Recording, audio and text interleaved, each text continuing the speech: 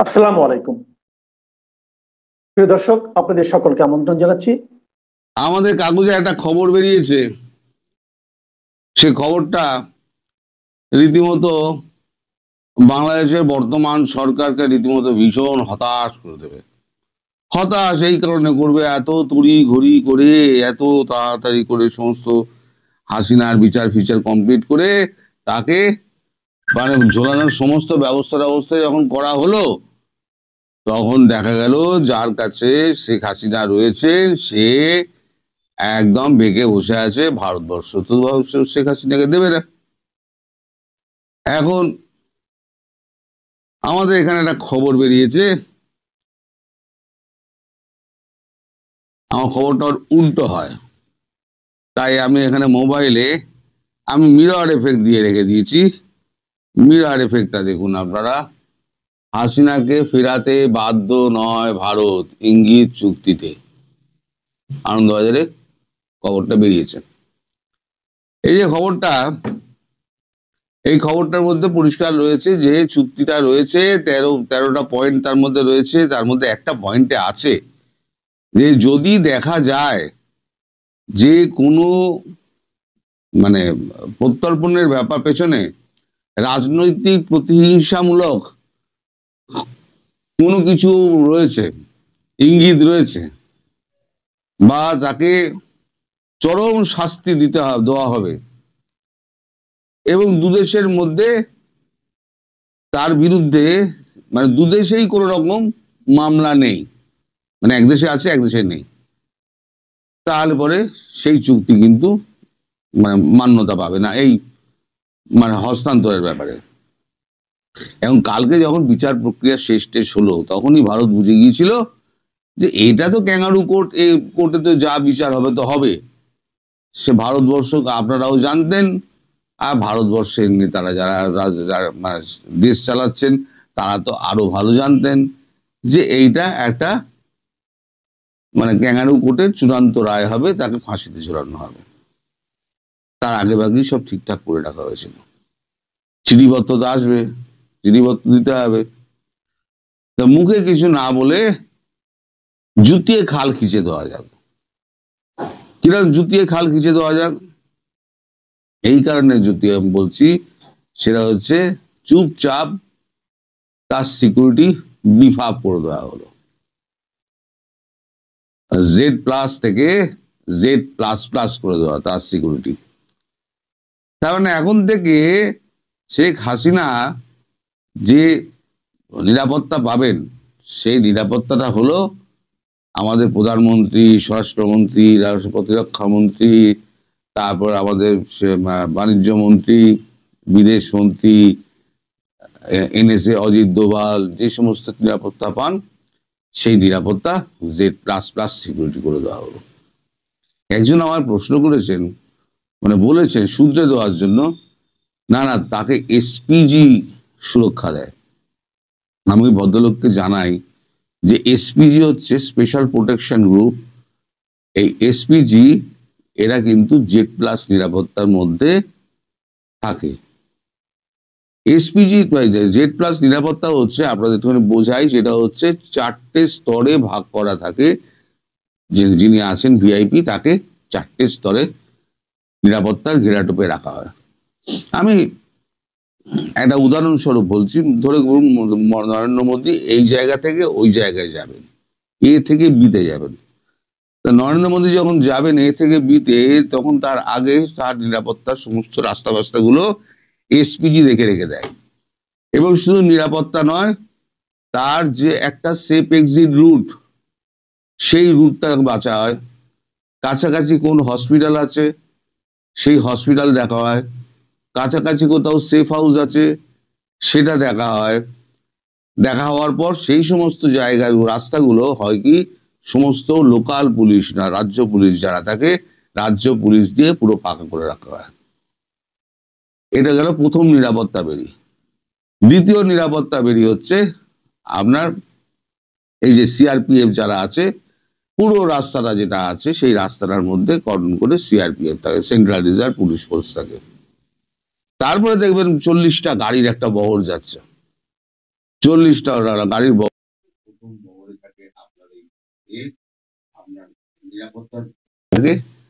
যারা থাকে, তারপরে থাকে এসপিজি। ওই গাড়ির দেখবেন পেছনে, যেটা ভিআইপি গাড়ির পেছনে দেখবেন একটা জ্যামার গাড়ি থাকে। জ্যামার গাড়ির পেছনে দেখবেন দুটো গাড়ি এরম ভাবে রয়েছে, এইখানে জ্যামার গাড়ি, এই দেখুন দুটো গাড়ি এই একসঙ্গে যাচ্ছে। কারণ ওরা হচ্ছে গিয়ে আপনার তো এরপরে যারা প্রধানমন্ত্রীর গাড়ি থেকে নামেন এবং গাড়ির আগে পিছে থাকে দুটো গাড়ি, সেখানে দেখবেন কালো পোশাক পরা, হাতে একটা ব্যাগ নিয়ে তারা থাকে। তারা হচ্ছে গিয়ে স্পেশাল প্রোটেকশন গ্রুপ। এই স্পেশাল প্রোটেকশন গ্রুপ যারা থাকে কালো পোশাকের, কালো চশমা পরে, তাদের কাজ হচ্ছে গিয়ে শুধু অ্যাসেটকে রক্ষা করা। যে ভিআইপি আছে তার কাছে অ্যাসেট, সেই অ্যাসেটকে রক্ষা করা তার কাজ। সে অ্যাসেটকে নিয়ে কোনো রকমে কাছাকাছি কোনো একটা হসপিটাল বা সেফ হাউসে চলে যাবে। এবার প্যারা এসএফ যারা রয়েছে তারা গোলাগুলি চালাবে, তারা এই সমস্ত কর্ম করবে, এবং সিআরপিএফ যারা রয়েছে এবং লোকাল পুলিশ সমস্ত রাস্তাগুলো বন্ধ করে দেবে। এই হচ্ছে গিয়ে Z++ সিকিউরিটি। যিনি ভদ্রলোক লিখেছেন যে এসপিজির আন্ডারে আছেন, এসপিজি হচ্ছে স্পেশাল প্রোটেকশন গ্রুপ, তার হচ্ছে উত্তরটা আমি দিয়ে দিচ্ছি, তার হচ্ছে কাজ হচ্ছে অ্যাসেটকে রক্ষা করা। সে অ্যাসেট যে অবস্থায় থাকুক তাকে সেখান থেকে নিয়ে গিয়ে এলাকা ছেড়ে দাও। আগে হয় সেফ হাউসে নিয়ে যাও, আঘাত লাগলে তাকে হসপিটালে নিয়ে যাও, আর নইলে তোমার বাইপাস যে রাস্তা আছে, অল্টারনেটিভ রাস্তা আছে, সেই রাস্তা দিয়ে বের করে নিয়ে বেরিয়ে চলে যাও। আচ্ছা, এই হয়ে গেল, তো তার উত্তরের ব্যাপার হয়ে গেল। এই নিরাপত্তাটা এখন থেকে শেখ হাসিনা পাবেন, যদিও তিনি কোথাও এখন যান না, কিন্তু আমাদের যে প্রোটোকল আছে সেই প্রোটোকল অনুযায়ী তার কাছে কিন্তু 4.5 কোটি টাকা দামের বুলেট প্রুফ গাড়ি একটা পৌঁছে গিয়েছে। এটা প্রোটোকলের মধ্যে আছে। তার জন্য ড্রাইভার, হ্যান ত্যান যে সমস্ত লোকজন থাকে, তার মেকানিক ফেকানিক যা যা থাকে সব কিছু তার কাছে, দামি কার সহ তার কাছে পৌঁছে গেছে। মানে 4.5 কোটি মানে 9 কোটি টাকার গাড়ি তার কাছে পৌঁছে গিয়েছে। এটা প্রোটোকলের মধ্যে থাকে, সুতরাং প্রোটোকল অনুযায়ী তার কাছে পৌঁছে গেছে। সেই যে মানুষটাকে এইভাবে রেখে দিয়েছে, আগে কি ছিল, আগে চারধারে একটা দেয়াল তোলা ছিল, এখন সেখানে 4টে পাহাড় লাগিয়ে দেওয়া হয়েছে। এখন নিয়ে যা, কার কোনো দম থাকলে নিয়ে যা। আর চিঠি পাঠাবি, আচ্ছা চিঠির এবারে আপনাদের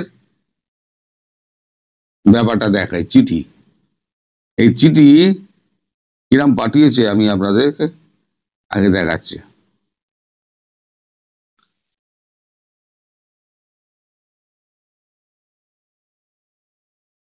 আদিত্য রাজ কাউল তিনি একটা পোস্ট করেছেন, আমি পোস্টটা পড়ে শোনাচ্ছি আপনাদের। Bangladesh interim government asked Indian government to hand over former Prime Minister Sheikh Hasina to Dhaka as part of extradition treaty between India and Bangladesh. Hasina was earlier today given death sentence by ICT Tribunal Dhaka. Hasina was sought refugee in India. আচ্ছা, এবার চিঠিটি কি পাঠিয়েছে? এই চিঠিটি পাঠিয়েছে হচ্ছে এইটা, আপনারা দেখতে পাচ্ছেন কিনা জানি না। চিঠিটা হচ্ছে এইটা, হচ্ছে চিঠি।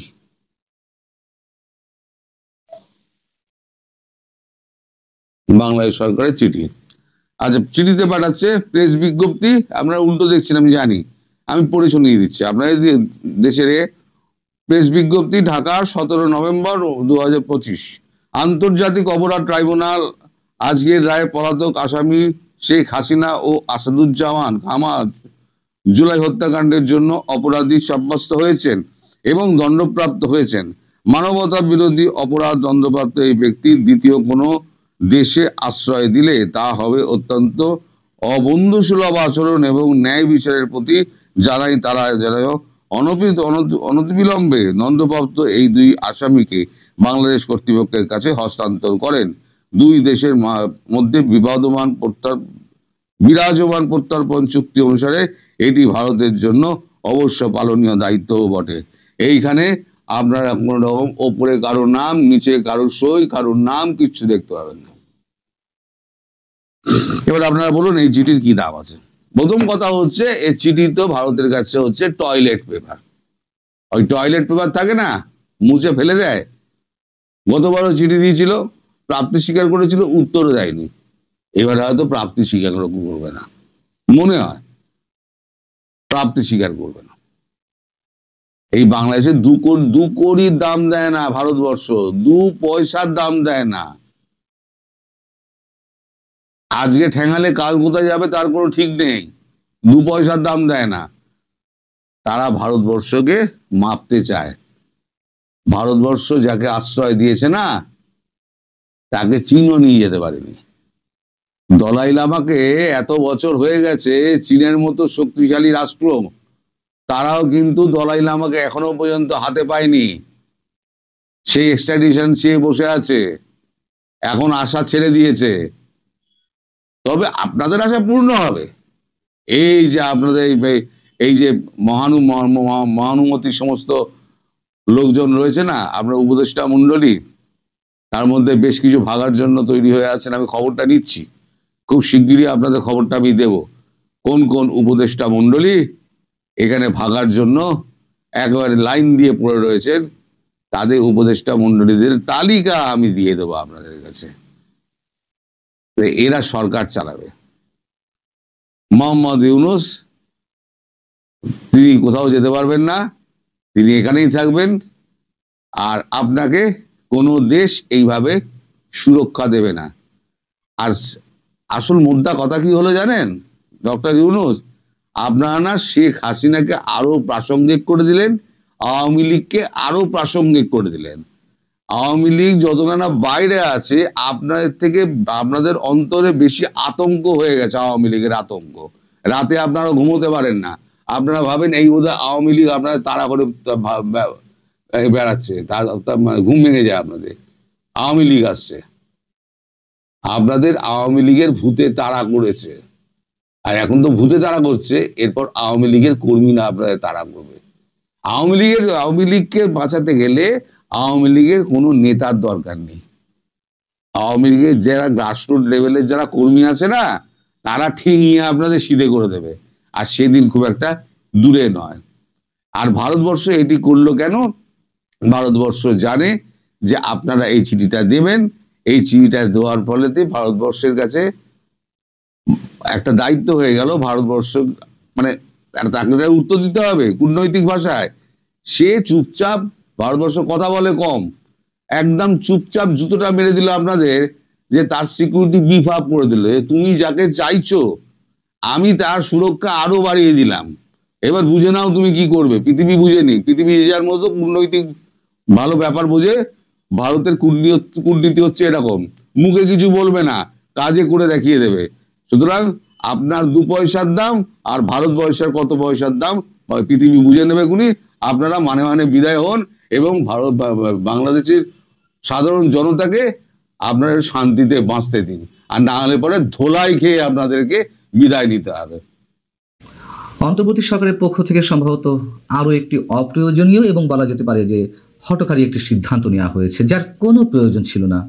বিষয়টি হচ্ছে সোমবার মানবতা বিরোধী অপরাধের দায়ে শেখ হাসিনার বিচারের রায় প্রকাশ করা হয়েছে, ঘোষণা করা হয়েছে, এবং একই সঙ্গে আরও একজন সাবেক স্বরাষ্ট্রমন্ত্রীর রায় প্রকাশ করা হয়েছে।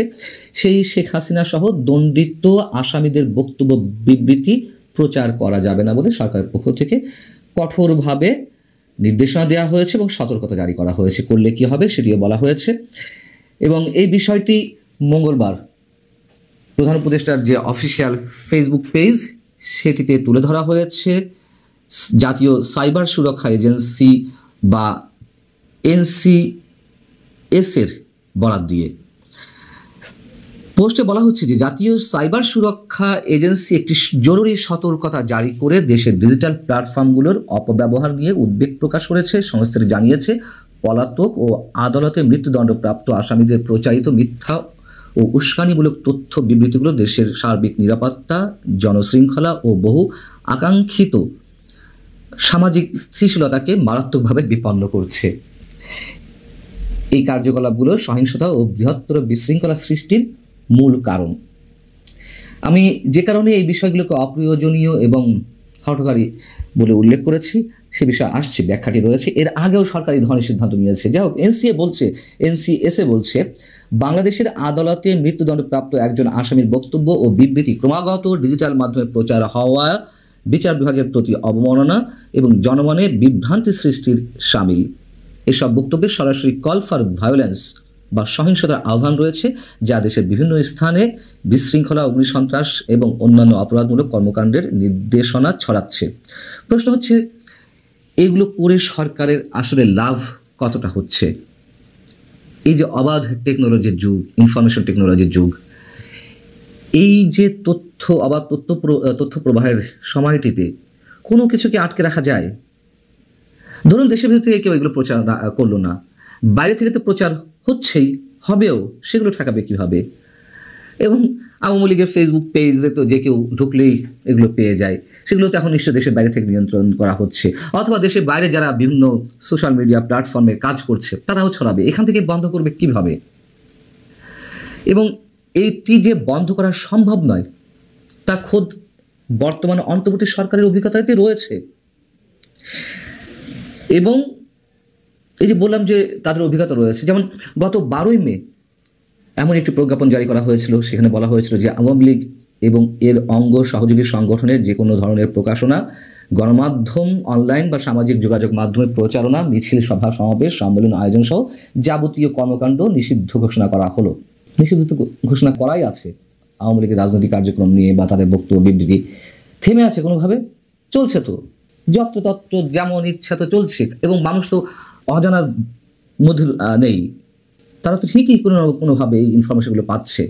এবং সরকারের পক্ষ থেকে গত 12ই মে যখন এই প্রজ্ঞাপনটি জারি করা হয়, তখন বিভিন্ন মহলে প্রশ্ন উঠেছিল, সরকার নিজেই যেখানে মত প্রকাশের স্বাধীনতার কথা বলছে, যখন বর্তমান সময়টিকে দেশের ইতিহাসে সাংবাদিকতা, মুক্ত সাংবাদিকতার সবচেয়ে উৎকৃষ্ট সময় বলে দাবি করছে, তখন সরকার সেটি নিজেই ক্ষুণ্ণ করছে কিনা সে প্রশ্ন উঠেছিল। এবং এই প্রশ্ন ওঠার পরে সরকার আবার পরবর্তীতে একটি বিবৃতি দেয়। সরকারের পক্ষ থেকে বিবৃতি দিয়ে জানানো হয় যে আওয়ামী লীগের কার্যক্রম নিষিদ্ধ করা সংক্রান্ত প্রজ্ঞাপন অন্য কোনো রাজনৈতিক দল বা মুক্ত মতের মানুষের মত প্রকাশের স্বাধীনতাকে ক্ষুণ্ণ করে না। অর্থাৎ গণমাধ্যম এবং রাজনৈতিক দলগুলো আওয়ামী লীগের বিষয়ে যে কোনো আলাপ আলোচনা করতে পারবে। মানে আওয়ামী লীগের রাজনৈতিক কার্যক্রম নিষিদ্ধ বা আওয়ামী লীগের বিরুদ্ধে যেসব অ্যাকশনে যাচ্ছিল তার অংশ হিসেবে যেটি করেছিল, প্রকাশে তাদের বক্তব্য বিবৃতি প্রচারের ক্ষেত্রে পরবর্তীতে আবার এই বিবৃতি দেওয়া হয়। শুধু সেটাই না, 24শে অক্টোবর আরও একটি বিবৃতি প্রচার করা হয়। ছাত্রলীগের নিষিদ্ধ ঘোষিত সংগঠন ছাত্রলীগের বিবৃতি প্রচার করা যাবে না। এবং যেহেতু ছাত্রলীগ নিষিদ্ধ হয়েছে নির্বাহী আদেশে, সেহেতু সন্ত্রাস বিরোধী যে আইনটি রয়েছে সেই আইনের মধ্যে নিষিদ্ধ সংগঠন বা ব্যক্তি সত্তার বিরুদ্ধে এই ধরনের কথা রয়েছে, সেটি আবার সরকার নতুন করে বিবৃতি দেয়। কথা হচ্ছে যে আওয়ামী লীগ সরকারের যত সব আইন কানুন, যত সব নিয়ম বিধি যা যা ছিল, যা যা করেছে, সব তোলপাড় করে দিচ্ছে সরকার। কিন্তু মজার বিষয় হচ্ছে আওয়ামী লীগের সময় যেসব কালা কানুন ছিল, আমরা শুরু থেকে সন্ত্রাস বিরোধী আইনটিকে কালা কানুন হিসেবে উল্লেখ করে আসছি, সেগুলো আবার সরকার ঠিকই ব্যবহার করছে। এক্ষেত্রে সরকার পূর্বসূরিদের তাদের যে পথরেখা সেই হিসেবেই চলছে, এটি আর তারা অস্বীকার করে না। এখন আওয়ামী লীগ সরকারও, আমরা জানি যে বিএনপির সিনিয়র ভাইস চেয়ারম্যান বা ভারপ্রাপ্ত চেয়ারম্যান শীর্ষ নেতা তারেক রহমানের বক্তব্য প্রচারের ক্ষেত্রেও নিষেধাজ্ঞা জারি করেছিল, তবে সেটি নির্বাহী আদেশের মাধ্যমে নয়। সেই আদেশটি আবার এসেছিল আদালতের মাধ্যমে। আদালত কেন করেছিল সেটিও আমরা জানি, সরকারের ইচ্ছায়, সরকারের নির্দেশনায়। এগুলো তো আর গোপন কিছু নয়, ওপেন সিক্রেট। এবং তারেক রহমানের বক্তব্য প্রচারের ক্ষেত্রে যে নিষেধাজ্ঞাটি আসে আদালতের মাধ্যমে, তার আগেই বাংলাদেশের একটি বেসরকারি টেলিভিশনের কর্ণধার বা চেয়ারম্যানকে আটক করা হয়েছে তার বক্তব্য প্রচারের কারণে। এবং ঠিক তখন আওয়ামী লীগ সরকারের পক্ষ থেকে যে বক্তব্যটি দেওয়া হয়েছিল, যেটি দাবি করা হয়েছিল যে তারেক রহমানের বক্তব্য জনমনে বিশৃঙ্খলা সৃষ্টি করছে, দেশে অস্থিতিশীলতার সৃষ্টি করছে, এই কারণে ওই টেলিভিশনের চেয়ারম্যানকে আটক করা হয়েছে পরবর্তীতে বলে। এবং তারপরে এসে আবার আদালতের মাধ্যমে এমন একটি নির্দেশনা আসে। কিন্তু তাতে কী লাভ হয়েছিল? তারেক রহমান সাহেব তো ঠিকই প্রতিনিয়ত তিনি তার বক্তব্য দিয়ে যাচ্ছিলেন, বিভিন্ন গণমাধ্যমে তার বক্তব্য পরবর্তীতে প্রচার হচ্ছিল, অথবা তিনি তার দলের সভা সমাবেশগুলোতে ভিডিও কলের মাধ্যমে, ভিডিও কনফারেন্সের মাধ্যমে প্রতিনিয়ত উপস্থিত হয়ে তার বক্তব্য তিনি দিয়ে যাচ্ছিলেন। আওয়ামী লীগ সরকারের বিন্দুমাত্র কোনো লাভ হয়েছিল এসব নির্দেশনা জারি করে? হয়নি তো। বরং আওয়ামী লীগ সরকার যে বাক স্বাধীনতার ভয়ঙ্কর পরিপন্থীমূলক কাজ করছে সেটি মানুষের মুখে মুখে ছড়িয়ে পড়েছিল। ঠিক এখনও বর্তমান অন্তর্বর্তী সরকার সে পথেই হাঁটছে, সেগুলোই ফলো করছে। এগুলো কোনো লাভ নেই, কোনো লাভ নেই। কি কারণে সরকারের কার মাথা থেকে কিভাবে এইসব অপ্রয়োজনীয় নির্দেশনায়, অপ্রয়োজনীয় বিষয়ে মাথা ঘামাতে হয় আমরা ঠিক বুঝে উঠতে পারি না। দেখা যাক এটি কতটুকু কার্যকর হয়। তবে এটুকু আমরা জানি যে এই সব নির্দেশনা বা সতর্কতার মাধ্যমে মাঝখান থেকে কিছু মানুষ বা কিছু প্রতিষ্ঠান অহেতুক বিপদের মুখে পড়ে, লাভের লাভ কিছুই হয় না। হয়তো সরকার যাকে মনে করে এটির অজুহাতে যাকে তাকে ধরতে পারে, যে কোনো প্রতিষ্ঠানকে বিপদের মুখে ফেলতে পারে, কিন্তু যে উদ্দেশ্যে করা হচ্ছে মূলত সেটি আসলে কোনো কার্যকর কিছু হয় না।